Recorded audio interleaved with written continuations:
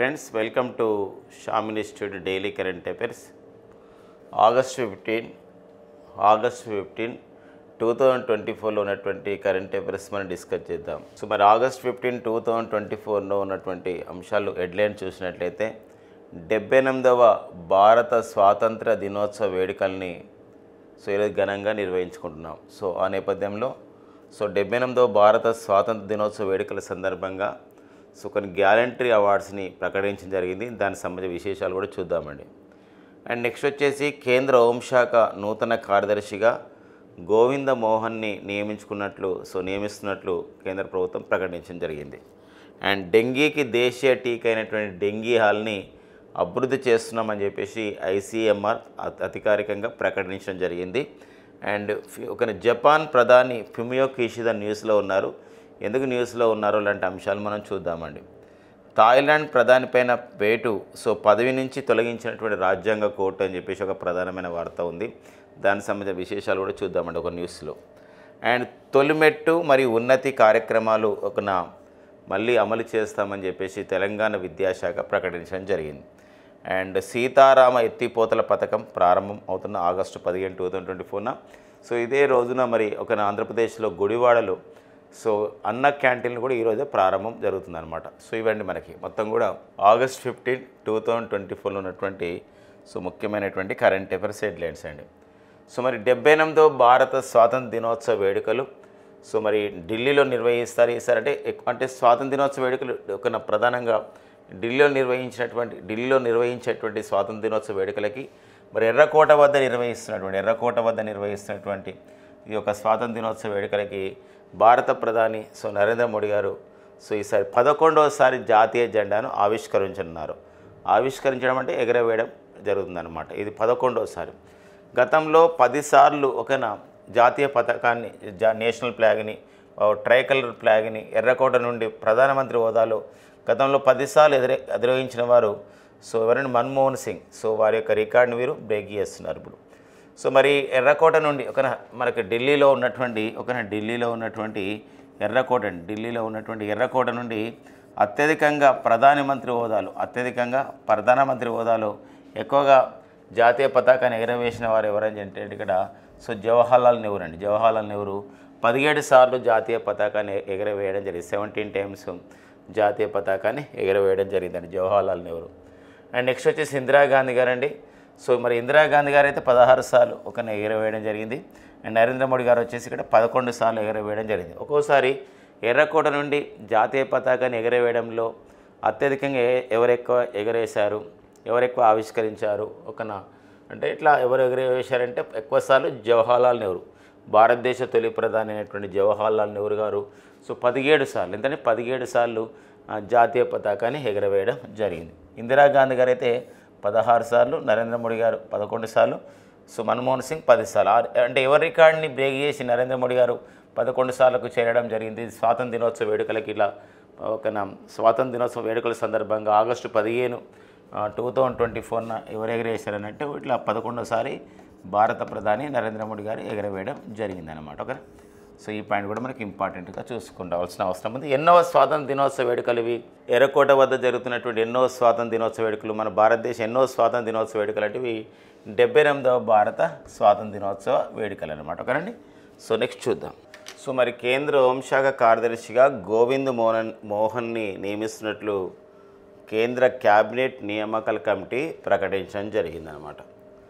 మరి గోవింద్ మోహన్ ఎవరు అని చెప్పేసి అంటే వీరు సిక్కిం క్యాడర్కి చెందినటువంటి 1989 బ్యాచ్ ఐఏఎస్ అధికారి. మనకి అజయ్ కుమార్ బల్లా స్థానంలో అంటే జూలై 22, 2024న వీరు పదవి విరమణ చేశారు అజయ్ కుమార్ బల్లా. మరి అజయ్ కుమార్ బల్లా స్థానంలో కేంద్ర హోంశాఖ కార్యదర్శిగా ఎవరు నియమితులు కావడం జరిగిందండి. మరి ఇక్కడ గోవింద్ మోహన్ నియమితులు కావడం జరిగింది. ఈ రెండు అంటే ఇక్కడ ఇంకొక నియామకం కూడా ఉంది, ఎన్ఫోర్స్మెంట్ డైరెక్టరేట్ అని చెప్పేసి అంటాం. మరి ఎవరైతే కొంచెం మనకి ఏంటంటే ఇన్కమ్ ట్యాక్స్కి చిక్కకుండా డబ్బును దాచిపెట్టుకుంటారు ఇలాంటి వాళ్ళు ఉంటారు. అలాంటి వాళ్ళపైన ఆస్తులపైన లేకపోతే ఇలా ఫిర్యాదులు అందినాయి అనుకోండి, అంటే వాళ్ళు అలాంటి వారిపైన అంటే డబ్బుల విషయంలో అంటే వాళ్ళు ఒక ఇన్కమ్ ట్యాక్స్ లెక్కలు చూపకుండా ఎవరైతే ధనం విధంగా డబ్బును దాచిపెట్టుకుంటారో అలాంటి వాళ్ళకి ఎన్ఫోర్స్మెంట్ డైరెక్టరేట్ వాళ్ళు ఒక దాడి చేస్తారు. అంటే అది వాళ్ళపైన చేసి సో ఆ సంబంధించినటువంటి దాన్ని ట్యాక్స్ పరిధిలోకి తీసుకొస్తారు. అలాంటి నేపథ్యంలో మరి ఎన్ఫోర్స్మెంట్ డైరెక్టరేట్కి డైరెక్టర్గా ఎవరు నియమితులు కావడం జరిగిందంటే ఐఆర్ఎస్ అధికారి రాహుల్ నవీన్ నియమితులు కావడం జరిగిందండి. రాహుల్ నవీన్ నియమితులు కావడం జరిగింది. సో మరి ఇది ఈ పాయింట్ కొంచెం చూసుకోవాల్సిన అవసరం ఉంటుందండి. కేంద్ర హోంశాఖ కార్యదర్శిగా ఎవరు నియమితులయ్యారంటే ఇదే గోవింద్ మోహన్ ఇద్దరు అనమాట. సో ఇక్కడ ఏంటంటే కేంద్ర హోంశాఖ మంత్రి అంటే మన అందరికీ తెలుసండి. కేంద్ర హోంశాఖ మంత్రి వచ్చేసి అమిత్ షా. సో అమిత్ షా అనేవారు కేంద్ర హోంశాఖ మంత్రిగా పనిచేస్తున్నారు. అమిత్ షా అనేవారు సో కేంద్ర హోంశాఖ మంత్రి అండి. అండ్ నెక్స్ట్ వచ్చేసి ఇక్కడ కేంద్ర హోంశాఖ మంత్రి అమిత్ షా అయితే మరి కేంద్ర హోంశాఖ కార్యదర్శి వచ్చేసి గోవింద్ మోహన్. డిఫరెన్స్ గమనించండి, ఓకేనా. ఇక్కడ కొందరు కార్యదర్శులపైన ఎగ్జామినేషన్లు అడుగుతూ ఉంటాడు. ఒకసారి అడగడం జరిగింది, కేంద్ర అటవీ పర్యావరణ మంత్రిత్వ శాఖ కార్యదర్శి ఎవరన్నారు? లీలానందన్. సో లీలానందన్ అనేవారు లీలానందన్ అండి. సో లీలానందన్ అనేవారు సో ఫస్ట్ ఇక్కడ ఒక మహిళ కేంద్ర ఒక అటవీ పర్యావరణ మంత్రిత్వ శాఖకి కార్యదర్శి అయిందనమాట. అలా కొన్ని అడుగుతున్నాడు. ఎప్పుడు అడిగే ఇంకొక విషయం ఏంటంటే ఇక్కడ విదేశాంగ కార్యదర్శి, కేంద్ర విదేశాంగ కార్యదర్శి ఎవరు అడిగిన సందర్భాలు చాలా ఉన్నాయి. విదేశాంగ మంత్రి అంటే ఎవరంటే ఇక్కడ మనకి సుబ్రహ్మణ్యం జయశంకర్ గారు. సో సుబ్రహ్మణ్యం జయశంకర్ గారు ఈజ్ ద మనకి union foreign minister and external affairs minister అంటాం లేదా. సో అలా కాకుండా కేంద్ర విదేశీ వ్యవహారాల కార్యదర్శి అంటే కేంద్ర విదేశాంగ కార్యదర్శి. మరి కేంద్ర విదేశాంగ కార్యదర్శిగా ఎవరు పనిచేస్తున్నారు? సో కేంద్ర విదేశాంగ కార్యదర్శిగా సో ఇటీవల ఎవరు నియమితులు కావడం జరిగిందంటే విక్రమ్ మిశ్రీ అండి, ఓకేనా. విక్రమ్ మిశ్రీ అనేవారు విక్రమ్ మిశ్రీ కేంద్ర విదేశాంగ కార్యదర్శిగా నియమితులు కావడం జరిగింది. మరి కేంద్ర రక్షణ శాఖ మంత్రి అంటేనో రాజ్నాథ్ సింగ్, ఓకేనండి. కేంద్ర రక్షణ శాఖ మంత్రి వచ్చేసి రాజ్నాథ్ సింగ్ అయితే కేంద్ర రక్షణ శాఖ కార్యదర్శి ఎవరు అంటారు? సో కేంద్ర రక్షణ శాఖ మంత్రి ఓకేనా రాజ్నాథ్ సింగ్ అయితే కేంద్ర రక్షణ శాఖ కార్యదర్శి. మరి కేంద్ర రక్షణ శాఖ కార్యదర్శి వచ్చేసి ఎవరంటే వారే సో ఎవరిని తెలుసు అంటే గిరిధర్ అరమనే. ఎవరంటే గిరిధర్ అరమనే అనేవారు కేంద్ర రక్షణ శాఖ కార్యదర్శిగా పనిచేస్తున్నారు. సో అట్లా కేంద్ర హోంశాఖ కార్యదర్శి అంటే ఇప్పుడు ఎవరంటే ఇప్పుడు కొత్త వాళ్ళంటే గోవింద్ మోహన్. ఇతను ఏ సంబంధించిన ఐపీఎస్ కేడర్ అధికారి, మరి ఏ సంబంధించినటువంటి క్యాడర్ ఐఏఎస్ క్యాడర్, అసలు ఐపీఎస్ కాదు క్షమించండి, ఐఏఎస్ క్యాడర్. ఇతను సిక్కిం క్యాడర్కి చెందినటువంటి 1989 బ్యాచ్ ఐఏఎస్ అధికారి అండి. సిక్కిం క్యాడర్కి చెందినటువంటి 1989 బ్యాచ్ ఐఏఎస్ అధికారి ఎవరండి? గోవింద్ మోహన్. సో అజయ్ కుమార్ భల్లా స్థానంలో నియమితులు కావడం జరిగిందనమాట. సో ఈ పాయింట్ మనం గుర్తుపెట్టుకోవాల్సిన అవసరం ఉంది. ఇక నెక్స్ట్ వచ్చేసి ఎన్ఫోర్స్మెంట్ డైరెక్టరేట్కు ఈడీ అంటామండి. ఎన్ఫోర్స్మెంట్ డైరెక్టరేట్కి ఈడీకి ఒక డైరెక్టర్గా ఎవరు నియమితులు కావడం జరిగిందంటే ఐఆర్ఎస్ అధికారి అయినటువంటి రాహుల్ నవీన్ అండి. ఎవరండి? రాహుల్ నవీన్ అనేవారు నియమితులు కావడం జరిగిందనమాట. ఈ నియామకాలపైన ఎగ్జామినేషన్లు అడిగే అవకాశం ఉంటుంది. నిన్న కూడా ఒక నియామకం చెప్పుకున్నాం ఏంటంటే ఇక్కడ వినయ్ మోహన్ క్వాత్రా. సో వినయ్ మోహన్ క్వాత్రా ఇటీవల కాలంలో వినయ్ మోహన్ క్వాత్రా ఇటీవల న్యూస్లో ఉన్నారు. మరి వినయ్ మోహన్ క్వాత్రా ఏ పదవిలో ఉన్నారని చెప్పేసి అంటే ఇతను ఇప్పుడు అమెరికాలో భారత రాయబారి కానీ తరణ్జిత్ సింగ్ సంధు స్థానంలో అమెరికాలో భారత రాయబారిగా నియమితులు కావడం జరిగింది. అమెరికాలో భారత రాయబారిగా ఎవరు నియమితులు కావడం జరిగిందంటే ఇక్కడ సో ఎవరండి? వినయ్ మోహన్ క్వాత్రా నియమితులు కావడం జరిగిందనమాట. సో ఆ పాయింట్స్ని ఇక్కడ మనం అంటే అపాయింట్మెంట్స్ విషయంలో ఎప్పుడు ఒక పాయింట్ ఒక డైరెక్ట్గా అడిగే అవకాశం ఉంటుంది ఒక్కోసారి. ఎలా అంటే కేంద్ర హోంశాఖ కార్యదర్శిగా ఎవరు నియమితులు అయ్యారంటే గోవింద్ మోహన్. అలా కాకుండా 4 అపాయింట్మెంట్లు ఇచ్చి పర్సన్స్ కింద న్యూస్ ఇచ్చి వాటిని జతపరచమనే పరిస్థితి కూడా ఉంటుందన్నమాట. ఆ రెండింటికి కూడా మనం సిద్ధం కావాల్సి ఉంటుంది, ఓకేనా. నెక్స్ట్ చూద్దామండి. డెంగీకి ఒక దేశీయ టీకాని అభివృద్ధి చేయడం జరిగింది. ఒక ఎడీస్ ఈజిప్టి, ఓకేనా. ఎడీస్ ఈజిప్టి అని చెప్పేసి ఒక దోమ ఉంటుందండి. ఈ ఎడీస్ ఈజిప్టి ఒక ఆడదోమల ద్వారా ఏంటంటే ఈ యొక్క సంబంధించినటువంటి డెంగీ అనే వైరస్ వ్యాపిస్తుంది అనమాట. ఈ డెంగీ వైరస్ ద్వారానే మనకి ఏంటంటే డెంగ్యూ అనే ఒక ఫీవర్ వస్తుంది, డెంగ్యూ అని చెప్పేసి ఒక వ్యాధి వస్తుంది. ఇది మరి ఇలాంటప్పుడు ప్లేట్లెట్స్ కౌంట్స్ తగ్గిపోతాయి, రక్త పలికలు ఇవన్నీ తగ్గిపోతున్న నేపథ్యం ఉంటుంది. ఇలాంటప్పుడే సో మరి ఇప్పుడు ట్రీట్మెంట్ ఉంది, బట్ ఇంకేంటంటే దాని ప్రివెన్షన్ ఇంపార్టెంట్ అనే ప్రధానమైన ఉద్దేశంతో డెంగీకి ఒక దేశీయ టీకాను అభివృద్ధి చేయడం జరిగింది. ఐసీఎంఆర్ అనే సంస్థ, ఐసీఎంఆర్ సంస్థతో పాటు ఢిల్లీకి చెందినటువంటి పనాసియా బయోటెక్ అనే సంస్థ. ఈ పనాసియా బయోటెక్ అనే సంస్థ అండి, ఢిల్లీకి చెందినటువంటి పనాసియా బయోటెక్ సంస్థ అండ్ ఐసీఎంఆర్ సంస్థ. ఐసీఎంఆర్ అంటే ఇక్కడ Indian council for the medical research అని చెప్పేసి అంటాం. ఈ రెండు సంస్థలు సంయుక్తంగా ఏం చేశాయంటే ఇక్కడ ఒక సంబంధించినటువంటి ఒక డెంగీ వ్యాధికి సంబంధించినటువంటి ఒక టీకాని కనిపెట్టడం జరిగింది. దాన్ని మనం ఏమని పిలుస్తామంటే డెంగీ ఆల్ అని పిలుస్తామండి. ఇది డెంగీ ఆల్. సో మరి ఇది టెట్రావాలెట్ వ్యాక్సిన్, ఒక టెట్రావాలెట్ వ్యాక్సిన్ రకానికి చెందిందనమాట. అంటే టెట్రావాలెట్ వ్యాక్సిన్ స్ట్రెయిన్ ద్వారా దీన్ని అభివృద్ధి చేయడం జరిగింది. యాక్చువల్గా ఈ స్ట్రెయిన్ అభివృద్ధి చేసింది మాత్రం అమెరికా దేశం. స్ట్రెయిన్ అంటే అర్థమైందంటే అందులో ఏముంది, అసలు ఆ వైరస్లో ఏముందని తెలుసుకోవడమే స్ట్రెయిన్ అని చెప్పేసి అంటాం. మరి అంటే అందులో ఉన్నటువంటి జన్యు పదార్థం ఏముంది దాన్ని బట్టి మనం టీకా తయారు చేస్తామన్నమాట శాస్త్రవేత్త. అలాంటి క్రమం అన్నమాట. అమెరికా దేశానికి చెందినటువంటి అమెరికా దేశం సంబంధించినటువంటి national health institute of the America వాళ్ళు ఈ టెట్రావాలెట్ వ్యాక్సిన్కి స్ట్రెయిన్ కనిపెట్టడం జరిగింది. దాన్ని మన భారతదేశానికి చెందినటువంటి 3 సంస్థలకు ఇచ్చింది. అందులో ఒకటి పనాసియా బయోటెక్ సంస్థకి ఇవ్వడం జరిగింది అనమాట. వాళ్ళు ఐసీఎంఆర్ యొక్క భాగస్వామ్యంతో కలిసి డెంగీయాల్ అనే ఒక దేశీయ టీకాను, ఒక డెంగ్యూకు రాకుండా ఒక టీకాను దాన్ని అభివృద్ధి చేస్తున్నారు. ఇప్పటికే 2018-19లో 2018-19 సంవత్సరంలోనే 1 మరియు 2 ట్రయల్స్ అనేది పూర్తయినాయి అనమాట, డెంగీ సంబంధించిన ట్రయల్స్. మళ్ళీ ఇప్పుడు 2024లో మరి నిన్ననే ఆగస్టు 14న హర్యానాలోని రోహతక్ ప్రాంతంలో, రోహతక్లో ఒకరికి 3వ ట్రయల్స్ని, 3వ దశ క్లినికల్ ట్రయల్స్ని, 3వ దశ క్లినికల్ ట్రయల్స్ అంటారు, 3వ దశ క్లినికల్ ట్రయల్స్ని ప్రారంభించడం జరిగిందనమాట. ఈ విషయం గమనించాడు. ఈ విషయాన్ని ఐసీఎంఆర్ కూడా ధృవీకరించింది. మరొక విషయం ఏంటంటే ఇది ఒక ఆత్మనిర్భర్ భారత్ అభియాన్కి ఒక స్ఫూర్తిగా మనం చెప్పుకోవచ్చు అనమాట. ఆత్మనిర్భర్ భారత్ అభియాన్ అంటే ఏంటంటే, ఆత్మనిర్భర్ భారత్ అభియాన్ అంటే అర్థం ఏంటంటే ఇక్కడ స్వదేశంగా మనం ఎదగడం, స్వదేశంగా అభివృద్ధి కావడం, సొంతంగా మనం ఇండిజినస్గా ఇన్నోవేషన్స్ చేయడం, ఇవన్నీ స్వదేశంగా స్వదేశ సంబంధించినటువంటి వాటిని అభివృద్ధి చేసుకోవడం అనే ప్రధానమైన ఉద్దేశమే ఇక్కడ ఆత్మనిర్భర్ భారత్ అభియాన్ అని చెప్పేసి అంటాం. సో ఆ కార్యక్రమంలో భాగంగా మేము అభివృద్ధి చేస్తున్నాం ఈ యొక్క టీకానని కూడా ఐసీఎంఆర్ శాస్త్రవేత్తలు అండ్ కేంద్ర ఆరోగ్య కుటుంబ సంక్షేమ శాఖ మంత్రి అయినటువంటి జేపీ నడ్డా అండి, జగత్ ప్రకాష్ నడ్డా.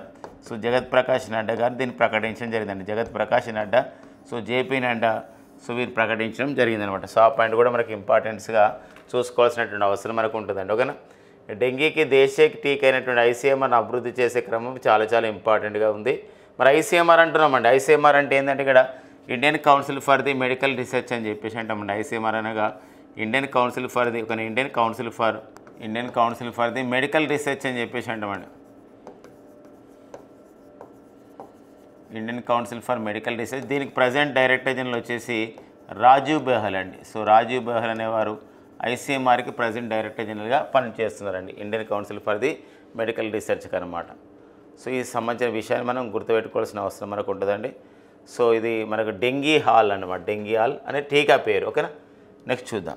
పిమియో కిషిదా, ఒక అంతర్జాతీయ విషయం అండి. పిమియో కిషిదా ఇతను 2021లో జపాన్ ప్రధానిగా నియమితులు కావడం జరిగింది.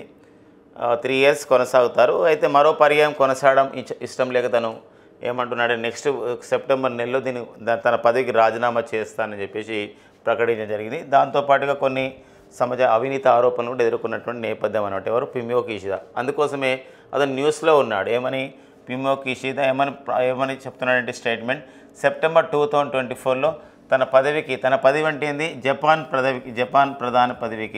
జపాన్ దేశ ప్రధాని పదవికి నేను రాజీనామా చేస్తానని చెప్పేసి ప్రకటించడం జరిగింది. తర్వాత ఇక్కడ జపాన్లో ఉన్నటువంటి ఒక సాంప్రదాయం ప్రకారం, అక్కడ ఉన్నటువంటి పార్టీ సిద్ధాంతాల ప్రకారం మరి జపాన్కి అంటే ఇతను జపాన్ ప్రధాని అయినటువంటి పిమియో కిషిదా ఏ పార్టీకి చెందినవాడంటే లిబరల్ డెమోక్రటిక్ పార్టీకి చెందినవాడండి. ఇది లిబరల్ డెమోక్రటిక్ పార్టీకి చెందినవారు. కాబట్టి మరి లిబరల్ డెమోక్రటిక్ పార్టీకి ఎవరైతే అధ్యక్షుడు అవుతారో ఆ లిబరల్ డెమోక్రటిక్ పార్టీకి అధ్యక్షుడైన వారు సో వెంటనే జపాన్ ప్రధాని అయ్యే అవకాశం ఉంటుంది. ఎందుకోసం ఇక పూర్తికాలం అది కాలేదన్నమాట. అది ఇంకా పదవి కాలం పూర్తి కాని సందర్భం ఉంది కాబట్టి అలా. కానీ ఒకటి పిమియో కిషిదా మాత్రం ఒక చరిత్ర క్రియేట్ చేయడం జరిగింది. ఎందుకోసం అంటే జపాన్కి ఇతను 100వ ప్రధాని అండి. జపాన్కి 100వ ప్రధానిగా పనిచేసిన వారంటే ఇతనే వస్తారనమాట. జపాన్కి 100వ ప్రధాని ఎవరంటే ఇక్కడ పిమియో కిషిదా అండి. ఓకేనా, పిమియో కిషిదా. సో ఈ నేపథ్యం మనకు ఇంపార్టెంట్ చూసుకోవాల్సిన అవసరం ఉంటుందండి. అండ్ నెక్స్ట్ వచ్చేసి ఈ మధ్య కాలంలోనే మరి జపాన్ రాజధాని టోక్యోలోనే జపాన్ రాజధాని టోక్యోలో ఒక క్వాడ్ దేశాల విదేశాంగ మంత్రుల సదస్సు కూడా జరిగింది. అడుగుతాడు ఒక్కోసారి క్వాడ్ దేశాల విదేశాంగ మంత్రుల సదస్సు, క్వాడ్ దేశాల విదేశాంగ మంత్రుల సదస్సు ఎక్కడ జరిగింది అని చెప్పేసి అంటాడు. క్వాడ్ దేశాల విదేశాంగ మంత్రుల సదస్సు అనేది ఎక్కడ జరిగింది అని చెప్పేసి అంటే 2024లో, అంటే ఇది జపాన్ రాజధాని టోక్యోలో జరిగిందనమాట. ఇలాంటి విషయాన్ని కూడా చూసుకోవాల్సిన అవసరం ఉంటుందండి. ఇక నెక్స్ట్ వచ్చేసి మనకి జపాన్ పైన మనం కొన్ని విషయాలు మనం డిస్కస్ చేసుకుంటే, భారత్ జపాన్ దేశాలు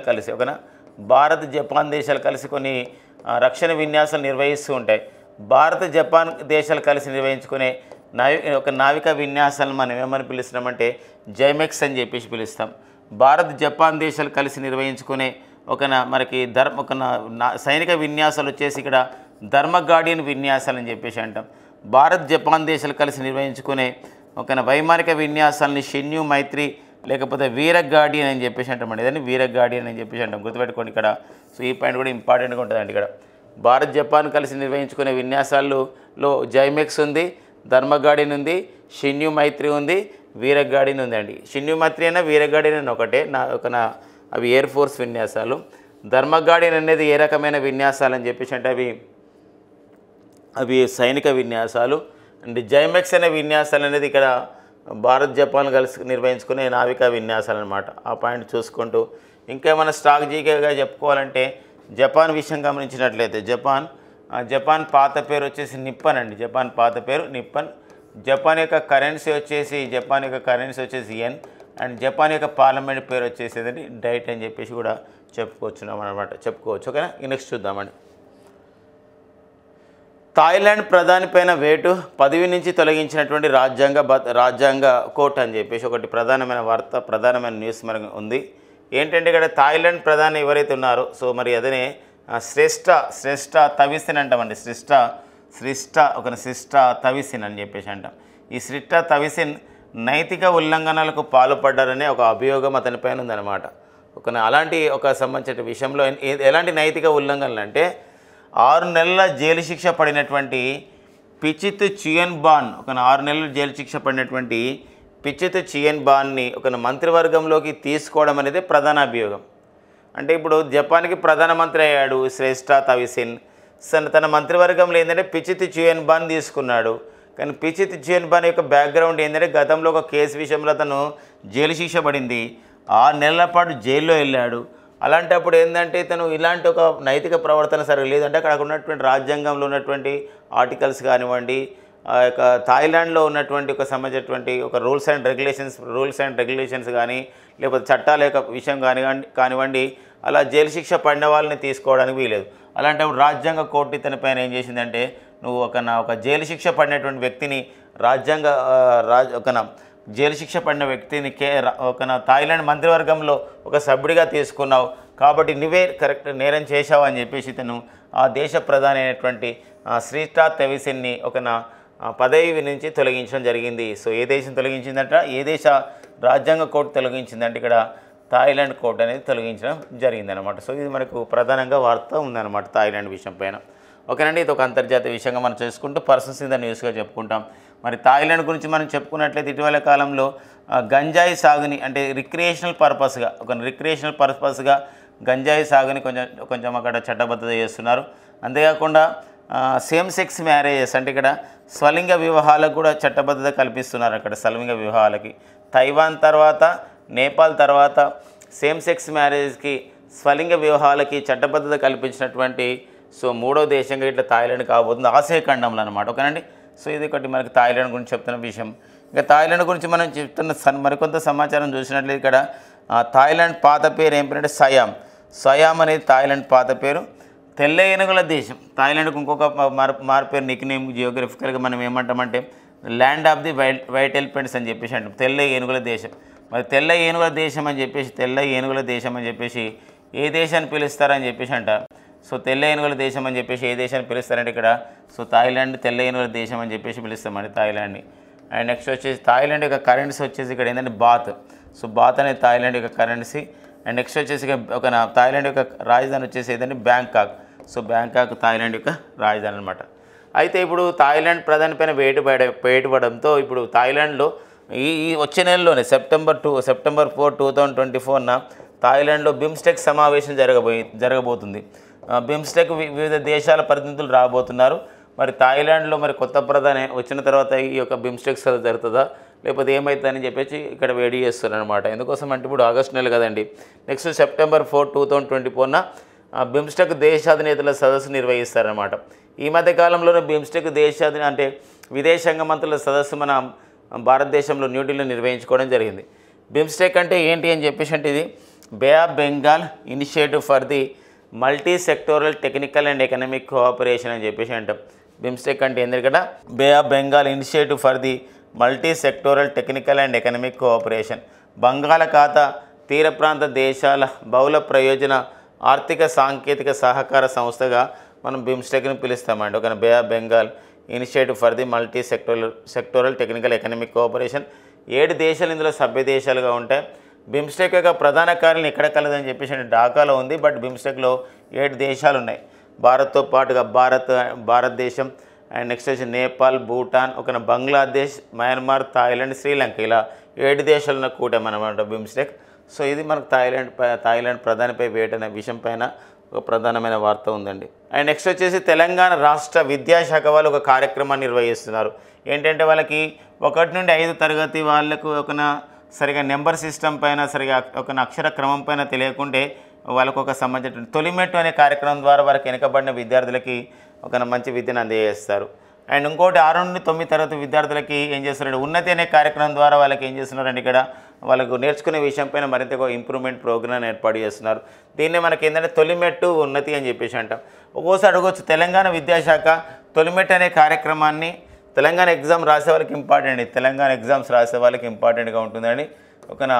సో మనకి తొలిమెట్టు ఉన్నతి కార్యక్రమాల ఉద్దేశం ఏంది, ఏ సంబంధించినటువంటి తరగతుల వారికి నిర్వహిస్తారు, ఇందులో ఏం నేర్పిస్తారంటే FLN నేర్పిస్తారు.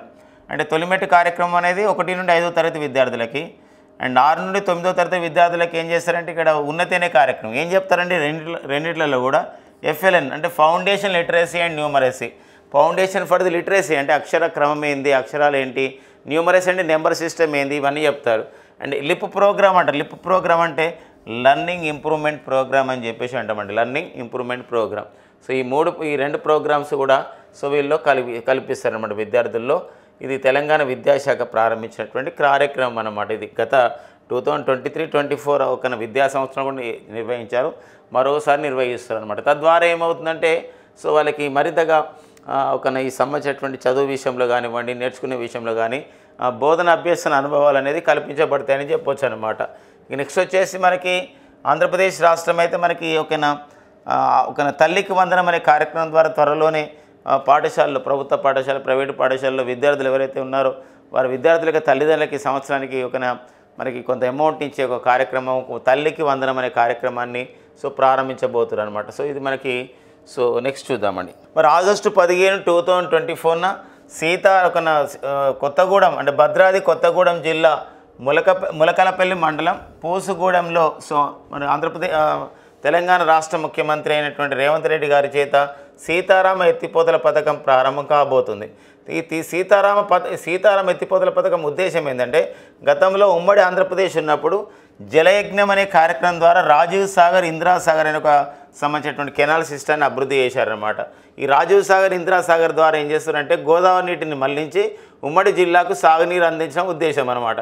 మళ్ళీ తెలంగాణ రాష్ట్ర ప్రభుత్వం వచ్చిన తర్వాత, తెలంగాణ ఏర్పడిన తర్వాత జలయజ్ఞంలో ఏదైతే రాజీవ్ సాగర్, ఇందిరా సాగర్ అని చెప్పేసి ఆ విధంగా అభివృద్ధి చేసిన కెనాల్స్ని ఇప్పుడు ఏ విధంగా పేరు మార్చడం జరిగిందంటే సీతారామ ఎత్తిపోతల పథకం అని పేరు పెట్టడం జరిగింది. సో మరి దీని యొక్క ఉద్దేశం ఏంటంటే ఇక్కడ భద్రాద్రి కొత్తగూడెం జిల్లా ములకలపల్లి మండలం పూసుగూడెంలో ప్రారంభిస్తున్నటువంటి పథకం యొక్క ఉద్దేశం ఏంటంటే ఇక్కడ 3.29 లక్షల ఎకరాలకి కొత్త ఆయకట్టున విధంగా చేయడం అనేది ఒక ప్రధానమైన ఉద్దేశం ఉంది. అండ్ ఇది గోదావరి నీటిని మళ్లించి ఉమ్మడి ఖమ్మం జిల్లాకు సాగునీరు అందించడం అనేది దీని ప్రధానమైన ఉద్దేశం అనమాట. కాబట్టి ఇంపార్టెన్స్గా మనకు ఉంటుందండి.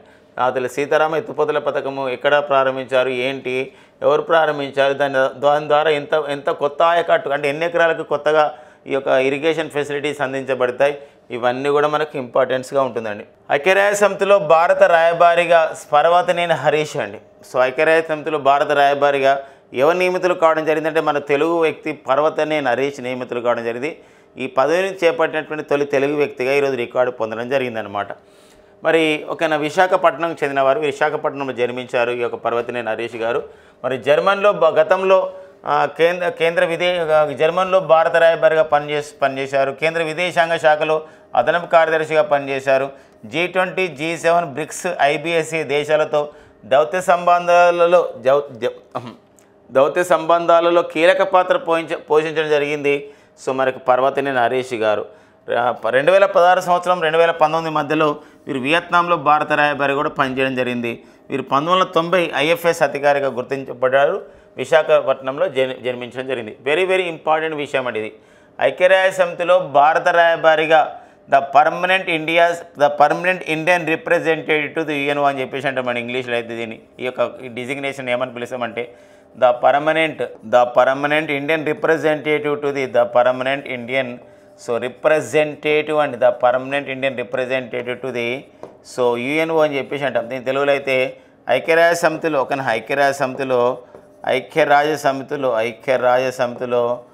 భారత శాశ్వత ప్రతినిధి అండి. భారత శాశ్వత ప్రతినిధి పేరు మాత్రమే శాశ్వత ప్రతినిధి, ఎవరిక్కడ శాశ్వతంగా ఉండరు. అంటే ఈ యొక్క పదవిలో వాళ్ళు రిటైర్మెంట్ అవుతారు, కానీ అట్లా పేరు పెట్టారు అనమాట. ఓకేనా, మరి ఈ పదవిలో ఉన్నారు. ఓకేనా, మొన్నటి వరకు ఎవరు ఉండారంటే మన జూన్ 1 వరకు కూడా మనకి రుచిరా కంబోజ్ ఉండేవారు. రుచిరా కంబోజు పదవి విరమణ చేయడంతో ఇప్పుడు రుచిరా కంబోజు ఐక్యరాజ్య సమితిలో భారత శాశ్వత ప్రతినిధిగా పదవి విరమణ చేయడంతో ఓకేనా ఇప్పుడు ఎవరు నియమితులు కావడం జరిగిందంటే పర్వతనేని హరీష్ గారు నియమితులు కావడం అయితే జరిగిందనమాట. సో ఈ పాయింట్ ఇంపార్టెంట్. ఒక్కోసారి ఇట్లా కూడా అడగవచ్చు, ఐక్యరాజ్య సమితిలో భారత శాశ్వత ప్రతినిధిగా లేదా భారత రాయబారిగా నియమితులైన పర్వతనేని హరీష్ గారి గురించి సరికానిది ఏది సరైనది అన్నప్పుడు ఈ పాయింట్స్ ఉపయోగపడతాయండి. ఇతను విశాఖపట్నంలో జన్మించాడు. 1990లో IFS అధికారి వీరు. 2016, 2019లో వీరు వియత్నాంలో భారత రాయబారిగా పనిచేశారు. G20, G7, బ్రిక్స్, IBSE దేశాల్లో దౌత్య సంబంధాల్లో కీలక పాత్ర వహించాడు. కేంద్ర విదేశాంగ శాఖలో కార్యదర్శిగా పనిచేశారు. అండ్ జర్మనీలో భారత రాయబారిగా కూడా పనిచేశారు. అంటే ఎన్ని దేశాల్లో భారత రాయబారిగా పనిచేశారంటే వీరు జర్మనీ అండ్ వియత్నాంలో భారత రాయబారిగా పనిచేయడం జరిగింది. G20 కూటమిలో కూడా ఇతను దౌత్య సంబంధాల్లో కీలక పాత్ర వహించడం జరిగింది. G20 అంటే ఇక్కడ గ్రూప్ ఆఫ్ ది 20 అంటాం. అభివృద్ధి చెందుతున్న దేశాల కూటమిని మనం G20 అని పిలుస్తాం. G7 అంటాం అభివృద్ధి చెందిన దేశాల కూటమి. బ్రిక్స్ అండి Brazil, Russia, India, China, South Africa కూటమి. ఇందులో మరో 5 దేశాలు ఇటీవల కాలంలో చేయడం జరిగిందనమాట. IBSE దేశాలు అంటారు. IBSE దేశాలు అంటే ఏంటంటే ఇక్కడ IBS దేశాలు అంటే ఇక్కడ ఇండియా, బ్రెజిల్, సౌత్ ఆఫ్రికా అండి. India, Brazil, South Africa. IBSE ఒకటి, బేసిక్ కంట్రీస్ ఒకటి, అండ్ నెక్స్ట్ వచ్చేసి బ్రిక్స్ అండి. ఇవన్నీ ఇంటర్ రిలేటెడ్గా ఉంటాయి చూడండి.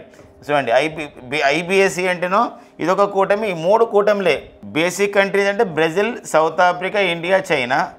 ES అంటే ఏంటంటే ఆఫ్రికా సౌత్ కాదు, South Africa. Brazil BASIC countries అంటే Brazil, South Africa, India and China. And IBSE అంటే India, Brazil, South Africa. BRICS అంటే ఇక్కడ Brazil, Russia, India, China, South Africa. So అది మనకు అబ్రివేషన్ పరంగా కానివ్వండి, ఆ కూటమిలో ఉన్న దేశాలు కూడా తెలుసుకోవాలి. ఈ యొక్క IBSE దేశాల యొక్క కూటమిలలో దౌత్య సంబంధాల్లో భారత్ తరపున ఎంతో కీలక పాత్ర వహించడం జరిగింది పర్వతనేని హరీష్ గారు అనమాట. ఓకేనా, వెరీ వెరీ ఇంపార్టెంట్ అండి. గతంలో మరి ఐక్యరాజ్య సమితిలో భారత రాయబారిగా పనిచేసిన వాళ్ళలో పేరొందిన వారు మనం చూసినట్లయితే హమీద్ అన్సారీ. మన భారత ఉపరాష్ట్రపతిగా పనిచేసిన హమీద్ అన్సారీ కూడా గతంలో ఐక్యరాజ్య సమితిలో భారత శాశ్వత ప్రతినిధిగా పనిచేశారు. ప్రజెంట్ కేంద్ర మంత్రి అయినటువంటి హర్దీప్ సింగ్ పూరి అండి. కేంద్ర పెట్రోలియం సహజవాయు శాఖ మంత్రిగా పనిచేసినటువంటి హర్దీప్ సింగ్ పూరి గారు సో గతంలో కూడా ఒక ఐక్యరాజ్య సమితిలో మనకు భారత రాయబారిగా వారు పనిచేయడం జరిగిందనమాట. ఓకేనండి, నెక్స్ట్ చూద్దాం. స్టేట్ ఫెస్టివల్గా సర్దార్ సర్వై పాపన్న జయంతిని సర్దార్ సర్వై పాపన్న జయంతిని సో తెలంగాణ ప్రభుత్వం అధికారికంగా ప్రకటించడం జరిగిందనమాట. స్టేట్ ఫెస్టివల్ అంటే రాష్ట్ర పండుగగా లేదా రాష్ట్ర ఉత్సవం అని చెప్పేసి అంటామండి. రాష్ట్ర ఉత్సవంగా చెప్పడం జరిగింది. సో సర్వై పాపన్న గారి యొక్క జయంతిని సో మరి వీరు ఓకేనా జయంతి అంటే ఆగస్టు 18 అండ్ వర్ధంతి అంటే ఏప్రిల్ 2 అనమాట. సో మరి స్టేట్ ఫెస్టివల్గా ప్రకటించడం జరిగింది. సో మరి ఒక మనకి తెలంగాణకు చెందినటువంటి గొప్ప ఒక సంఘ సంస్కర్తగా ఒక సామాజిక ఒక పోరాట యోధుడిగా సర్వాయి పాపన్నగౌడ్ ఎంతో పేరు పొందడం జరిగిందనమాట. సో వారి యొక్క సేవలకు గుర్తింపుగానే, వారు చేసిన పోరాటానికి గుర్తింపుగానే సో మరి ఆగస్టు 18 సర్వాయి పాపన్న గారి జయంతిని ఒక స్టేట్ ఫెస్టివల్గా, ఏప్రిల్ 2 వర్ధంతిని కూడా స్టేట్ ఫెస్టివల్గా, రాష్ట్ర ఉత్సవంగా తెలంగాణ రాష్ట్ర ప్రభుత్వం అధికారికంగా ప్రకటించడం జరిగిందనమాట. నెక్స్ట్ వచ్చేసి మనకి ఈ మధ్యలోనే మన భారత ప్రధాని నరేంద్ర మోడీ గారు ఒక న్యూఢిల్లీలో ఉన్నటువంటి ఐసీఆర్ క్యాంపస్ అయినటువంటి పూసా క్యాంపస్ అని అంటామండి.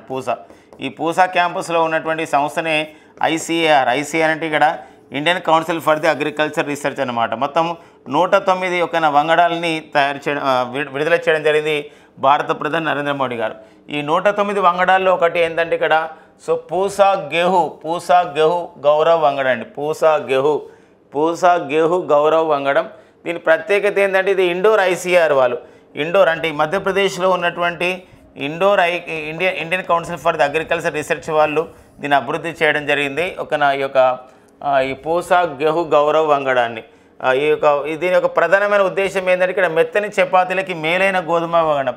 అంటే ఇది ఏంటంటే ఇది ఒక గోధుమ వంగడం, వీట్ వెరైటీ గోధుమ వంగడం. ఇది మనకు చపాతీ పిండి ఎలా ఉంటుందంటే మనకి చపాతీ చేసుకున్న తర్వాత కూడా మెత్తని చపాతీలాగా మెత్తగా ఉంటాయి అన్నమాట చపాతీలు, అదనమాట ఇది. దీని ద్వారా ఏంటంటే సో మనకి మంచి పోషకాలు కూడా అందుతాయని చెప్పడం జరిగింది. ఇంకొకటి ఏంటంటే దిగుబడి పరంగా కూడా ఒక హెక్టార్ అంటే సుమారుగా 2.5 ఎకరాలు. ఒక 2.5 ఎకరాల్లో 30.2 క్వింటాల నుంచి 39.9 క్వింటాల వరకు కూడా ఇది ఏమవుతుందంటే పంట దిగుబడి వస్తుంది. పంట దిగుబడి విషయంలో కానివ్వండి, నాణ్యమైనటువంటి ఒక సంబంధించినటువంటి దాని యొక్క పిండి విషయంలో, చపాతీ పిండి విషయంలో కూడా చాలా బాగుందని చెప్పేసి సో ఈ ఇండోర్ ఐసీఆర్ వాళ్ళు అంటే ఇండోర్లో ఉన్నటువంటి Indian council for the agriculture research సంస్థ వాళ్ళు ప్రకటించడం జరిగింది. ఇది కూడా 109 వంగడాల్లో ఇది ఒకటని చెప్పడం జరిగింది. కాబట్టి అడిగే అవకాశం ఉంది. ఇటీవల కాలంలో వార్తల్లో ఉన్నటువంటి ఈ పూసా గెహు గౌరవ్ లేదా పూసా గౌరవ్ అనేది ఏ రకమైన వంగడం అని చెప్పేసి అంటాం. ఇది ఏ రకమైన వంగడం అంటే గోధుమ వంగడం. ఈ వంగడాన్ని అభివృద్ధి చేసినటువంటి వాళ్ళు ఎవరంటే ఇక్కడ ఇండోర్ ఐసీఆర్ అని చెప్పేసి ఉంది. ఇండోర్ అంటే మధ్యప్రదేశ్ రాష్ట్రంలోని ఇండోర్ అనమాట. ఓకేనా, నెక్స్ట్ చూద్దామండి. సో ఇక నెక్స్ట్ వచ్చేసి ఈరోజు ఆగస్టు 15 అంటే మన భారతదేశ స్వాతంత్ర దినోత్సవం. 78వ భారతదేశ స్వాతంత్ర దినోత్సవం. ఈ సంవత్సరం ఉత్సవంలో భాగంగా సో మన కేంద్ర ప్రభుత్వం ఏం చేసిందంటే ఇక్కడ మన భారత రాష్ట్రపతి గారు 103 గ్యాలంటరీ అవార్డులను ప్రకటించడం జరిగింది. ఇందులో మనకి కీర్తి చక్ర నలుగురికి ఇచ్చారు అండ్ శౌర్య చక్ర 18 మందికి ఇచ్చారు. మిగతా అవార్డ్స్ అనమాట మొత్తం 103 మందికి ఇవ్వడం జరిగింది. సో కీర్తి చక్ర, శౌర్య చక్ర మనకి ఇంపార్టెంట్గా ఉంటుంది. ఈ కీర్తి చక్రలో 9 ఇస్తే 9లో 3 కూడా మరణానంతరం పొందడం జరిగిందనమాట. కాబట్టి ఎంతమందికి ఇచ్చారు ఏంటి విశేషాలు ఇంపార్టెంట్. దాంతోపాటుగా మరి కీర్తి చక్ర ఒక భారతదేశంలో ఇచ్చే అత్యున్నతమైనటువంటి శాంతి కాలంలో ఇచ్చే, యుద్ధ సమయంలో ఇచ్చే అత్యున్నతమైన అవార్డు కీర్తి చక్ర. అత్యున్నతమైన అవార్డులో రెండవది కీర్తి చక్ర, పరమవీర చక్ర తర్వాత కీర్తి చక్ర రెండవది. మరి కీర్తి చక్ర పొందిన వాళ్ళు కల్నల్ మన్ప్రీత్ సింగ్ ఉన్నారండి. కల్నల్ మన్ప్రీత్ సింగ్ మరణానంతరం పొందడం జరిగింది. రైఫిల్ మ్యాన్ రవికుమార్ ఉన్నారు అండ్ అంతేకాకుండా యుమాహిన్ ముజమల్ భట్ సో మరి జమ్మూ కాశ్మీర్ చెందిన డిఎస్పీ అండ్ వీరు అండ్ మేజర్ మల్ల రామ గోపాల్ నాయుడు. సో వీళ్ళ నలుగురు కూడా సో ఈ యొక్క కీర్తి చక్ర అవార్డు అనేది రావడం జరిగింది అన్నమాట. వీళ్ళందరూ కూడా సో మరి ఆ నేమ్స్ మనం ఖచ్చితంగా గుర్తుపెట్టుకోవాలండి. మరి శాంతి కాలంలో ఇచ్చే యుద్ధ సమయంలో అంటే ఉగ్రవాదులని ఆ విధంగా మట్టుపెట్టడంలో ఎంతో తమదైన పాత్రను పోషించారు. బట్ ఇందులో 3 వీరమరణం పొందడం జరిగింది అనమాట. ఓకేనండి, నెక్స్ట్ చూద్దాం. ఐఐటి మద్రాసులో ఒక జల విజ్ఞాన కేంద్రాన్ని ఏర్పాటు చేసే విషయంలో సో మనకి 3 సంస్థల మధ్య ఒప్పందం జరిగింది. ఈరోజు మన భారతదేశంలో మొత్తం కూడా 23 ఐఐటీలు ఉన్నాయి. అంటే Indian institute of the technology మన భారతదేశంలో ఎన్ని ఉన్నాయంటే ఇక్కడ 23 ఉన్నాయన్నమాట. ఈ 23 ఐఐటీలలో బాగా పేరుగాంచినటువంటి ఐఐటి మనకు ఖరగ్పూర్ ఐఐటితో పాటుగా కాన్పూర్ ఐఐటి, బాంబే ఐఐటితో పాటుగా ఐఐటి మద్రాసు కూడా ఎంతో పేరుగాంచింది. ఎన్నో ఆవిష్కరణలు ఉన్నాయి. ఇలాంటి సంస్థ విషయంలో జల విజ్ఞాన కేంద్రం అంటే ఇక్కడ వాటర్ రిసోర్సెస్ పైన వాటర్ని మనం ఎందుకోసం అంటే వాటర్ క్రైసిస్ రాబోతుంది. రానున్నటువంటి రోజుల్లో ప్రపంచంలో యుద్ధాలు జరుగుతాయంటే వాటర్ గురించి జరుగుతాయని చెప్పేసి ఇక్కడ పర్యావరణవేత్తలు భావిస్తున్న క్రమం ఉంది. ఇలాంటి నేపథ్యంలో జల విజ్ఞాన కేంద్రాన్ని వాటర్ సంబంధించి ఒక నాలెడ్జ్ సెంటర్ని ఏర్పాటు చేస్తున్నారు. వాటర్ రిసోర్సెస్ ఎలా డెవలప్ చేసుకోవాలి ఇలాంటి అన్ని విషయాలపైన ఇది ఐఐటిలో మద్రాసులో జల విజ్ఞాన కేంద్రం ఏర్పాటు చేస్తున్నారు. ఇది ఇజ్రాయెల్ దేశం సహకారం అందిస్తుంది. కేంద్ర పట్టణ వ్యవహారాల శాఖకు చెందినటువంటి అమృత్ కార్యక్రమంలో భాగంగా ఈ యొక్క ఒప్పందం అనేది జరిగిందనమాట. ఇక్కడ చూడండి 3 విషయాలు ఇక్కడ 3 మధ్య ఒప్పందం జరిగినట్టు అంటే ఐఐటి మద్రాస్ మధ్య ఐఐటి మద్రాస్తో పాటుగా ఇక్కడ ministry of the housing and urban affairs మధ్య అండ్ ఇజ్రాయెల్ దేశాల మధ్య జరిగింది. ఏ విషయంలో అంటే జల విజ్ఞాన కేంద్రాన్ని ఏర్పాటు చేసే విషయంలో జల విజ్ఞాన కేంద్రాన్ని ఏర్పాటు చేసే విషయంలో ఈ యొక్క జల విజ్ఞాన కేంద్రం ఏర్పాటు చేసే విషయంలో ఈ 3 ఒక సంస్థల మధ్య ఒప్పందం జరిగిందనమాట. మరి ఒక ministry of the housing and urban affairs మరి ఎవరున్నారండి? ప్రజెంట్ కేంద్ర మంత్రిగా పనిచేస్తున్న వారు మనోహర్ లాల్ ఖట్టర్ అండి. గతంలో హర్యానా మాజీ ముఖ్యమంత్రిగా పనిచేశారు వీరు. మనోహర్ లాల్ ఖట్టర్ ప్రజెంట్ కేంద్ర హౌసింగ్ అండ్ అర్బన్ అఫేర్స్ పట్టణ అండ్ గృహ నిర్మాణ వ్యవహారాల శాఖ మంత్రిగా పనిచేస్తున్నారు మనోహర్ లాల్ ఖట్టర్. మరొక విషయం ఈ సందర్భంగా గమనించాల్సినటువంటి అవసరం ఉంటుంది. మరొక విషయం ఏంటంటే ఇక్కడ దీంతో పాటుగా మనం చూసినట్లయితే ఈ మధ్యలో ఐఐటి మద్రాస్ యొక్క స్నాతకోత్సవం అంటారు కన్వకేషన్ జరిగింది. ఐఐటి మద్రాసులో మరి పిహెచ్డి ఆ విధంగా డిగ్రీని పొందడం జరిగింది డాక్టర్ ఎస్ సోమనాథ్ గారు. ఈ ఇస్రో చైర్మన్ అయినటువంటి డాక్టర్ సోమనాథ్ గారు ఇటీవల కాలంలో గౌరవ డాక్టరేట్ కాదు పిహెచ్డి అనమాట. పిహెచ్డి అంటే ఇక్కడ వాళ్ళు చేసినటువంటి పరిశోధనకు గాను పిహెచ్డి పొందడం జరిగింది డాక్టర్ ఎస్ సోమనాథ్ గారు ఐఐటి మద్రాసు నుండి అనమాట. ఆ విషయాన్ని మనం గుర్తుపెట్టుకోవాల్సిన అవసరం ఉందండి. ఇజ్రాయెల్ అని చెప్పేసి అంటున్నాం. లాస్ట్ మనకి 1 year నుండి కూడా ఇజ్రాయెల్ మనకు న్యూస్లో ఉంటుంది. ఎందుకోసం అంటే పాలస్తీనా ఇజ్రాయెల్ మధ్య యుద్ధం అనేది కొనసాగుతున్న సందర్భం ఉంది. మరి ఇలాంటి క్రమంలో ఇజ్రాయెల్ గురించి మనం చెప్పుకున్నట్లయితే ఇజ్రాయెల్ దేశ రాజధాని వచ్చేసి జెరూసలాం అండి. జెరూసలాం అనేది ఇజ్రాయెల్ యొక్క దేశ రాజధాని. ఇజ్రాయెల్ యొక్క కరెన్సీ వచ్చేసి మనకి ఏంటంటే ఇక్కడ షెకెల్ అనేది ఇజ్రాయెల్ యొక్క కరెన్సీ అండి. అండ్ ఇజ్రాయెల్ యొక్క పార్లమెంట్ పేరు ఏంటంటే ఇక్కడ ఇజ్రాయెల్ యొక్క పార్లమెంట్ నెసెట్ అండి. దీంతో పాటుగా ఇజ్రాయెల్ యొక్క నిఘా సంస్థ చాలా న్యూస్లో ఉంది. ఇజ్రాయెల్ యొక్క నిఘా సంస్థ మొసాద్ అండి. ఇటీవల కాలంలో మరి మొసాద్ సంస్థ హమాస్ సంబంధించినటువంటి ఒక అధిపతిని ఆ విధంగా చంపేయడం జరిగింది ఇరాన్ దేశంలో. మొసాద్ సంస్థ. అండ్ నెక్స్ట్ వచ్చేసి మరి ఇది ఒక నిఘా సంస్థ. ఇజ్రాయెల్కి ఎక్కువ కాలం పాటు అతను ప్రధానమంత్రిగా పనిచేస్తున్నారు బెంజమిన్ నెతన్యాహు అండి. బెంజమిన్ నెతన్యాహు అనేవారు ఇజ్రాయెల్ దేశానికి ప్రస్తుతం ప్రధానమంత్రిగా పనిచేస్తున్నారు. ఇజ్రాయెల్కి సుదీర్ఘకాలం పాటు ప్రధానమంత్రిగా పనిచేసిన వారు కూడా ఎవరంటే ఇక్కడ బెంజమిన్ నెతన్యాహు అనే విషయం గమనించండి. ఇక నెక్స్ట్ వచ్చేసి ఐఐటి మండి అండి. ఈ ఐఐటి మండి అనేది ఎక్కడ ఉంటుందంటే ఇక్కడ మనకి మండి అనే ఒక లోకసభ నియోజకవర్గం కూడా ఉంది. మరి ఇది చాలా ఫేమస్ అండి. హిమాచల్ ప్రదేశ్లో ఉంటుందండి.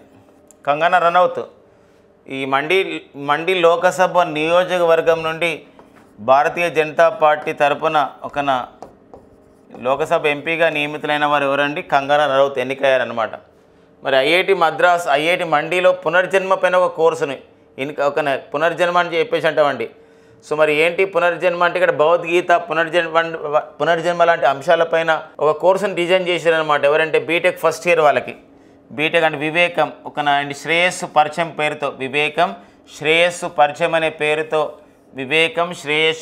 అనే పేరుతో బీటెక్ మొదటి విద్యార్థుల గురించి భగవద్గీత పునర్జన్మ లాంటి అంశాలను జోడిస్తూ ఐఐటి మండేలో ఒక కొత్త కోర్సును ప్రారంభించడం జరిగింది. అడిగే అవకాశం ఉంటుంది. భారతదేశంలో ఈ క్రింది ఏ ఐఐటిలో భగవద్గీత పైన అధ్యయనం చేయడం, పునర్జన్మ లాంటి అంశాలపైన అధ్యయనం చేయడం, ఇలాంటి అంశాలతో ఉన్నటువంటి వివేకం శ్రేయస్సు పరిచయం కోసం అనే పేరుతో కొత్త కోర్సును ప్రారంభించినటువంటి ఐఐటి ఏదంటే ఐఐటి మండి. ఈ మధ్య కాలంలో మనం చూసాం మనుబాకర్ కానీ గెలిచిన తర్వాత కూడా అదే మాట్లాడిందని చెప్తున్నాం. మణిబాకర్ గారు మన 33వ ఒలింపిక్ క్రీడల్లో మనుబాకర్ గారు 2024 33వ ఒలింపిక్ క్రీడల్లో మనకు ఫ్రాన్స్ రాజధాని ప్యారిస్లో జరిగినప్పుడు 10 మీటర్ల రైఫిల్ షూటింగ్లో అండ్ ఇంకొకటి మనకి గెలిచిన తర్వాత మీకు 2 పథకాలు వచ్చాయి. 10 మీటర్లు ఇంకోటి మిక్స్డ్ ఈవెంట్లో కూడా సరబ్జోత్ సింగ్తో కలుపుకొని మరొక కాంస్యం వచ్చింది. 2 కాంస్యాలు వచ్చాయి. కానీ మొదటిసారి గెలిచిన తర్వాత నేను ఈరోజు ఇలా గెలవడానికి కారణం ఏంటంటే నేను భగవద్గీతను చదువుతానని చెప్పడం జరిగింది. ఆ క్రమం ద్వారా కూడా వీరు మనకి ఇక్కడ ఒక స్ఫూర్తిగా ఉండడానికి ఒక సమాజానికి కొన్ని లైఫ్ స్కిల్స్ అనమాట. ఇదంతా కూడా ఏంటంటే లైఫ్ స్కిల్స్ అంటే జీవన నైపుణ్యాల గురించి ఇది ప్రవేశపెడుతున్నట్లు ఐఐటి మండి చెప్పడం జరిగింది అనమాట. వివేకం శ్రేయస్సు పరిచయం కోర్స్ అనమాట. ఒక వెరీ ఇంపార్టెంట్గా మనం గుర్తుపెట్టుకోవాలండి. దేశంలో మరో 3 రామ్సార్ ప్రాంతాలని ప్రకటన జరిగింది. భారతదేశ స్వాతంత్ర దినోత్సవం సందర్భంగా మరో 3 రామ్సార్ ప్రాంతాలను ప్రకటిస్తున్నట్లు కేంద్ర అటవీ పర్యావరణ మంత్రి అయినటువంటి భూపేందర్ యాదవ్ గారు ప్రకటించడం జరిగింది. Ministry of the forest and environment climate change అని అంటామండి. Ministry of the forest and environment climate change అంటాం. Ministry of the forest and environment climate change అంటే కేంద్ర అటవీ పర్యావరణ వాతావరణ మార్పుల శాఖ ప్రకటించడం జరిగింది. సో ఏంది ఈ యొక్క రామ్సార్ ప్రాంతాలంటే ఏంటంటే 1971లో ఫిబ్రవరి 2న ఒక ఇరాన్లోని రామ్సార్ అనే నగరంలో ఈ చిత్తడి నేలల సంరక్షణ గురించి మడడుల రక్షణ గురించి ఒక ఒప్పందం జరిగింది. దాన్ని మనం రామ్సార్ కన్వెన్షన్ అని చెప్పేసి అంటామండి. ఏదండి రామ్సార్ కన్వెన్షన్ అని చెప్పేసి అంటాం. సో రామ్సార్ కన్వెన్షన్ అండి. మరి రామ్సార్ కన్వెన్షన్ అనేది జరిగిన నేపథ్యం ఉంది. మరి ఈ రామ్సార్ కన్వెన్షన్లో ఒక ఏదైతే వాటి చిత్తడి నేలని వాటి ప్రకటించినట్లయితే సో దానికి ఒక కేంద్ర రాష్ట్ర ప్రభుత్వాలు నిధులు కేటాయించడం జరుగుతుంది అన్నమాట. ఒక సంబంధిత జీవ వైవిధ్యానికి ఒక పుట్టినీళ్ళుగా ఒక ఆనవాలుగా ఉంటాయి మనకి ఒక రామ్సార్ ప్రాంతాలుగా చెప్పుకోవచ్చు అనమాట. సముద్ర కోతకు గురి కాకుండా కూడా కాపాడుతూ ఉంటాయి.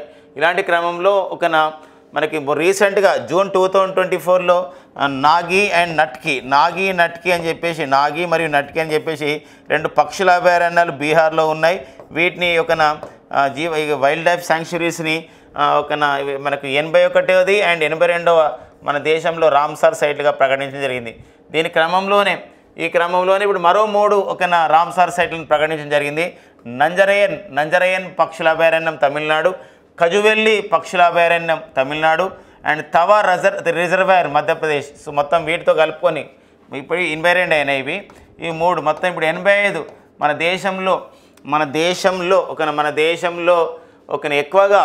దేశంలో ఎక్కువగా ఇప్పుడు మొత్తం కూడా రామ్సార్ ప్రాంతాల సంఖ్య ఎంతకు చేరింది అని చెప్పేసి 85 చేరింది. అలా కాకుండా గమనించాల్సిన అవసరం ఏముందంటే ఇక్కడ మనం భారతదేశం 1971 ఫిబ్రవరి 2న రామ్సార్ కన్వెన్షన్ వచ్చినప్పుడు కూడా మన భారతదేశం 1982లో రామ్సార్ కన్వెన్షన్లో చేరడం జరిగిందనమాట. చిత్తడి నేలల యొక్క సంరక్షణ యొక్క ప్రధానమైన ఉద్దేశంతోనే. సో ఇలాంటి క్రమంలో మనం చూసినట్లయితే మనకు 1982 నుండి 2013 వరకు మన దేశంలో ప్రకటించబడేటువంటి చిత్తడి నేలల సంఖ్య 26. అంటే ఈ యొక్క రామ్సార్ సైట్ల సంఖ్య 26. మళ్ళీ 2014 నుండి 2024 మధ్య ప్రకటించబడేటువంటి రామ్సార్ సైట్ల యొక్క 59 ప్లస్ 26 ఎంతైంది 85 అండి. ప్రజెంట్ ఇట్లా ప్రకటించడం జరిగింది. అంటే 2014 నుండి 2024 మధ్య సుమారు ఇప్పుడు 59 రామ్సార్ సైట్లని ప్రకటించడం జరిగింది. అయినప్పటికీ కూడా మన భారతదేశంలో మనం చూసినట్లయితే మొత్తం భూభాగంలో ఈ రామ్సార్ సైట్లు ఒక 10% ఉంటున్నాయని చెప్పేసి ఇక్కడ చెప్తున్న క్రమంలో మరి రామ్సార్ సైట్ల గురించి మరికొంత విషయం మనకుంది. ఎక్కువగా మన భారతదేశంలో ఎక్కువగా రామ్సార్ సైట్లు ఉన్నటువంటి ప్రాంతం ఏ రాష్ట్రం అంటే తమిళనాడు. 18 రామ్సార్ సైట్లతో మొదటి స్థానంలో ఉంటే 10 రామ్సార్ సైట్లతో రెండవ స్థానం నిలిచింది ఏంటంటే ఉత్తరప్రదేశ్ అండి. తమిళనాడు మొదటి స్థానం ఉండగా ఉత్తరప్రదేశ్ రెండవ స్థానంలో నిలవడం జరిగిన విషయం గమనించండి అండి. ఓకేనా, నెక్స్ట్ చూద్దామండి. నెక్స్ట్ వచ్చేసి మనకి ఆఫ్రికా ఖండంలో ఒక మంకీ ఫాక్స్ అనేది ఒక సంబంధించిన వ్యాధి వస్తుంది. దీని కారణంగా అంతర్జాతీయ అత్యవసర పరిస్థితిని అత్యయిక పరిస్థితిని విధిస్తున్నట్లు ప్రపంచ ఆరోగ్య సంస్థ ప్రకటించడం జరిగింది. కాంగో దేశంతో సహా, కాంగో అంటే ఇక్కడ democratic republic of the Congo అంటామండి పూర్తి పేరు. Democratic republic of the Congo అని చెప్పేసి అంటామండి. సో మరి democratic republic of the Congo దేశం అని చెప్పేసి అంటాం. మరి democratic republic of the Congo దేశంలో ఇప్పుడు ఈ మంకీ పాక్స్ సంబంధించిన కొత్త వేరియంట్స్ వస్తున్నాయి. కాబట్టి ఇదంతా ప్రపంచమంతా వ్యాప్తి చేసే అవకాశం ఉంటుంది. కాబట్టి తగు జాగ్రత్తలు తీసుకోండి అని చెప్పేసి అత్యయిక పరిస్థితిని ఒక ఎమర్జెన్సీ అన్నమాట. ఏ ఎమర్జెన్సీ ఇది? మెడికల్ ఎమర్జెన్సీ లేదా హెల్త్ ఎమర్జెన్సీ అని చెప్పేసి అంటాం. ఒక హెల్త్ ఎమర్జెన్సీని విధిస్తున్నట్లు ప్రకటించడం జరిగింది ప్రపంచ ఆరోగ్య సంస్థ. ప్రకటించడం జరిగింది అనమాట. ఈ నేపథ్యాన్ని కూడా గమనించాల్సిన అవసరం ఉందండి. Democratic republic of the Congo అంటాం. దీని యొక్క రాజధాని వచ్చేసి కిన్షా అండి.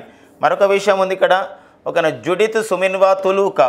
మరి జుడిత్ సుమిన్వా తులూకా అనేవారు సుమిన్వా తులూకా అని చెప్పేసి ఉన్నారు. వీరు ఇప్పుడు డెమోక్రటిక్ రిపబ్లిక్ ఆఫ్ ది కాంగోకి దేశానికి ప్రధానమంత్రిగా ఇటీవల నియమితమైనటువంటి తొలి మహిళగా వీరు గుర్తించబడడం జరిగింది. ఇక ప్రపంచ ఆరోగ్య సంస్థ అని చెప్పేసి అంటున్నాం WHO. మరి 1948 ఏప్రిల్ 7 WHO అనేది ఏర్పాటు చేయబడింది. WHO యొక్క ప్రధాన కార్యాలయం ఎక్కడ కలదు అని చెప్పేసి అంటే ఇది మనకి ఎక్కడ ఉందండి? ఇక్కడ WHO యొక్క ప్రధాన కార్యాలయం అనేది ఎక్కడ కలదు అని చెప్పేసి అంటే ప్రపంచ ఆరోగ్య సంస్థ యొక్క ప్రధాన కార్యాలయం జెనీవా, స్విట్జర్లాండ్లోని జెనీవాలో ఉంది. ప్రజెంట్ WHOకి డైరెక్టర్ జనరల్గా పనిచేసిన వారు వచ్చేసి టెడ్రస్ అదనం గేబ్రియోసిస్ అండి. మరి టెడ్రస్ అదనం గేబ్రియోసిస్ అనేవారు WHOకి డైరెక్టర్ జనరల్గా పనిచేస్తున్నటువంటి నేపథ్యం. సో వీరు ఇథియోపియా దేశానికి చెందినవారు అనమాట. ఇక నెక్స్ట్ వచ్చేసి మనకి భారత బౌలింగ్ కోచ్గా మోర్నీ మోర్కెల్ ఎవరని చెప్పేసి తను దక్షిణాఫ్రికా మాజీ ఫేసర్ అయినటువంటి మోర్కెల్గా పిలుస్తారు, లేదు పూర్తి పేరు మోర్నీ మోర్కెల్ అని చెప్పేసి వారిని నియమించడం జరిగింది అని BCCI board of the cricket control in India సంస్థ వాళ్ళు, board for the cricket control in India సంస్థ వాళ్ళు ప్రకటించడం జరిగింది. భారత క్రికెట్ నియంత్రణ మండలి వాళ్ళు. భారత క్రికెట్ టీంకి భారత బౌలింగ్ కోచ్ అంటే భారత క్రికెట్ టీంకి బౌలింగ్ కోచ్గా మోర్నీ మోర్కెల్, భారత క్రికెట్ టీంకి బ్యాటింగ్ కోచ్గా అభిషేక్ నియమించడం జరిగింది. భారత ఫీల్డింగ్ కోచ్కి డస్కౌట్ని నియమించడం జరిగింది. మరి భారత టీం మొత్తం కోచ్గా ఎవరంటారు, మొత్తం అంటే ఇలాంటి అందరికీ గౌతమ్ గంభీర్ అనమాట. సో గౌతమ్ గంభీర్ సో భారత సీనియర్ క్రికెట్ టీంకి ప్రధానమైన కోచ్. సో వీరితో మరి బ్యాటింగ్ కోచ్ ఒకరు, బౌలింగ్ కోచ్ ఒకరు అండ్ ఫీల్డింగ్ కోచ్ ఒకరు కూడా ఇక్కడ ఉండడం జరిగింది అనమాట. సో ఈ విషయం గమనించండి. ఇవంతా కూడా బీసీసీ అధికారికంగా ప్రకటించింది. బీసీసీ అధ్యక్షుడు అంటే రోజర్ బిన్నీ, బీసీసీ కార్యదర్శి అంటే జైషా అండి. సో ఒకనే ఈ విషయం గమనించండి. నెక్స్ట్ చూద్దామండి. కెన్యా కోచ్గా అంటే కెన్యా క్రికెట్ టీం కోచ్గా కెన్యా క్రికెట్ టీం కోచ్గా సో కర్ణాటకకు చెందినటువంటి మాజీ క్రికెటర్ అయినటువంటి మనకు దొడ్డా గణేష్ నియమితులు కావడం జరిగింది. దేశవాళీ క్రికెట్లో కర్ణాటక తరపున ఆడాడు. అంతేకాకుండా మన భారత టీం తరపున కూడా ఆడడం జరిగింది దొడ్డా గణేష్. ఎందుకోసం 2026లో మనకు T20 కప్ నిర్వహిస్తున్నారు. మొన్ననే మనం చూసాం 2024లో మరి T20 కప్ అనేది 9వ T20 కప్ అనేది ఏ రెండు దేశాలు నిర్వహించడం జరిగిందంటే అమెరికా, వెస్టిండీస్ నిర్వహించుకోవడం జరిగింది. మన భారత్ ఈ యొక్క T20 కప్ను గెలిచిన విషయం కూడా మనకు తెలుసు. మళ్ళీ 2026లో T20 కప్ అనేది ఎక్కడ నిర్వహిస్తున్నారు, ఐసీసీ T20 కప్ అంటే ఇక్కడ భారత్ శ్రీలంక దేశాలు నిర్వహించబోతున్నాయి. భారత్ శ్రీలంక దేశాలు నిర్వహించబోతున్నటువంటి ఈ T20 కప్కి కెన్యా టీం, ఆఫ్రికా ఖండ దేశమైన కెన్యా క్రికెట్ టీం కూడా అర్హత సాధించింది. ఈ క్రమంలోనే కెన్యా కోచ్గా దొడ్డా గణేష్ నియమితులు కావడం జరిగిందనమాట. ఓకేనండి. సో ఫ్రెండ్స్ ఇవన్నీ మనకి ఆగస్టు 15 2024లో ఉన్నటువంటి కరెంట్ అఫైర్స్ అండి. Thank you friends and all the best.